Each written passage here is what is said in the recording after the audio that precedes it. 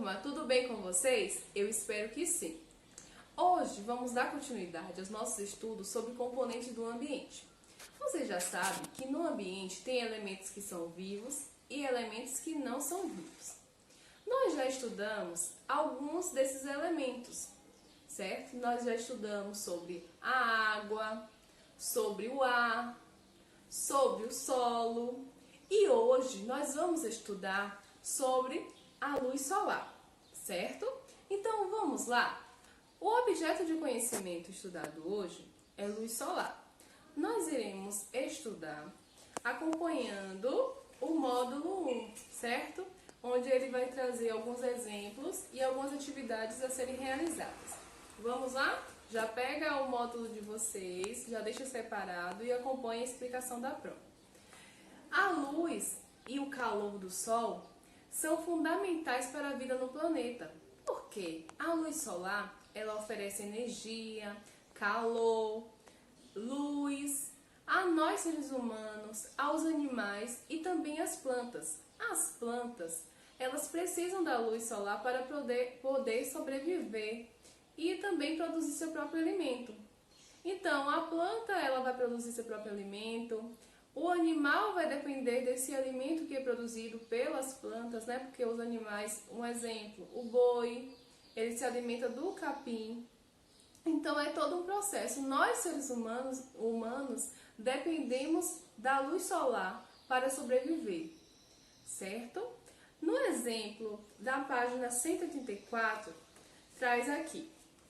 Carolina colocou um vaso de flores sobre a grama de seu jardim. Após alguns dias, ao trocar o vaso de lugar, ela percebeu que a grama que estava embaixo dele ficou amarelada. Nossa, o que será que aconteceu com essa grama?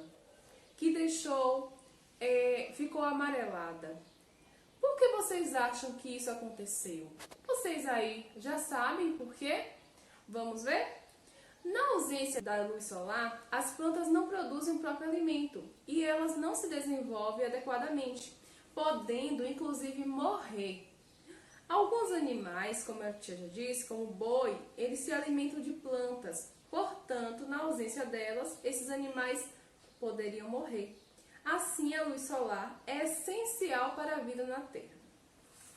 Na página 185, vamos estudar sobre a luz solar e os materiais. Observe aí no módulo de vocês a situação de Pedro. Pedro estava na praia com a sua família e de manhã Pedro passou o protetor solar e foi brincar na beira do mar sob os cuidados de um adulto. Depois de uma hora, ele retornou ao guarda-sol onde estava com sua família. Ao tocar na cadeira de praia, ele percebeu que ela estava aquecida, pois tinha ficado exposta diretamente à luz solar. Você já percebeu em seu dia a dia algo semelhante ao que aconteceu com Pedro? Em quais situações vocês já perceberam isso? Pensem sobre isso aí, depois vocês vão responder no caderno, certo? Gente, quando a luz atinge ao material, ela pode ser absorvida ou refletida, de acordo com as características desse material, ou seja, vai depender do material que vai estar recebendo a luz solar. Ou esse material ele pode refletir ou ele pode estar absorvendo, certo? No caso de Pedro, a cadeira de praia geralmente é uma cadeira que tem um material, é um ferro, né? Então esse material ele absorve o calor do sol e fez com que, como ele absorveu, ele esquentou. Por isso que quando Pedro tocou na cadeira, ele percebeu que a cadeira estava quente, certo?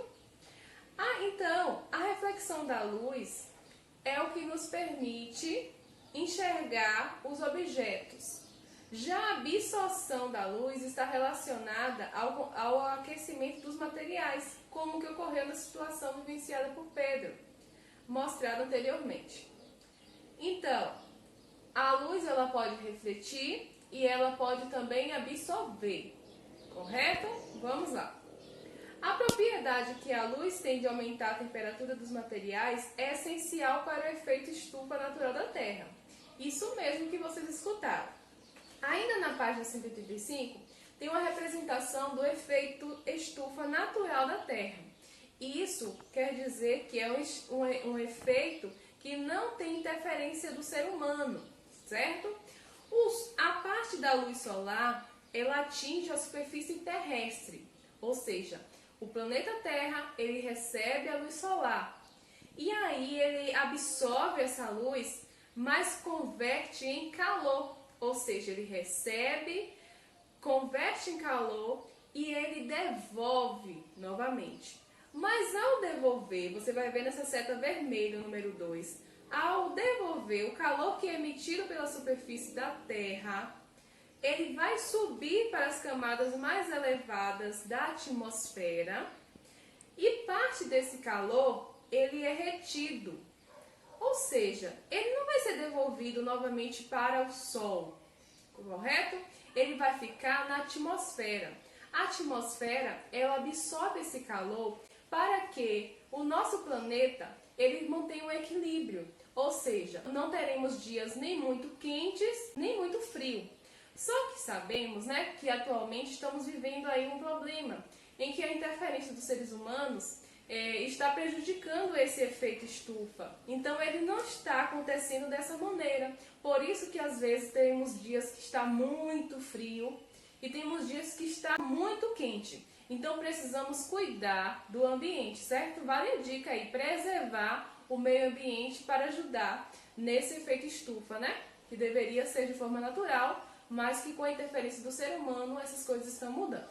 Continuando os nossos estudos, agora na página 186, temos aqui mais um exemplo com o nosso coleguinha Pedro.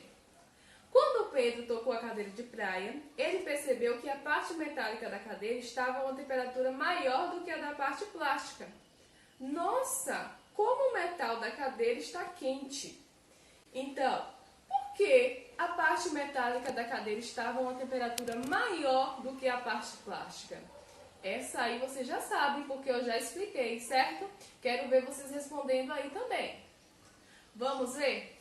A diferença de temperatura entre os materiais expostos à luz solar ocorre porque elas absorvem calor de maneira diferente. As superfícies metálicas, elas absorvem calor rapidamente, mais do que o plástico. Consequentemente, a sua temperatura aumenta mais rapidamente. Vocês sabiam que isso acontece também com a areia e a água do mar? Pedro percebeu isso dessa forma, olha só.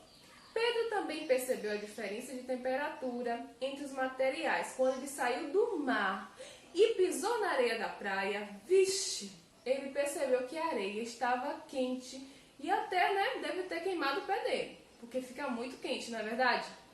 Então, gente, a areia da praia e a água do mar, elas recebem o mesmo calor, a mesma luz do sol. Mas a temperatura da areia, ela aumenta mais rapidamente do que a água. Por quê? A luz solar, ela não consegue entrar em todas as camadas ali da areia, sabe? Então ela fica ali na superfície. Então aquela superfície vai ficar muito quente. E a água já consegue absorver um pouco mais, ir para a profundidade. Então não vai ficar tão quente como a areia. Então tá aí. Eu solucionei esse caso para vocês, viu? Vamos lá. Além da cadeira, né, que usa o metal, além da areia, do mar, da praia, da água, nós também temos alguns materiais. Que esses materiais, eles também influenciam na absorção ou na reflexão da luz. Sabe quais são esses materiais? São as cores.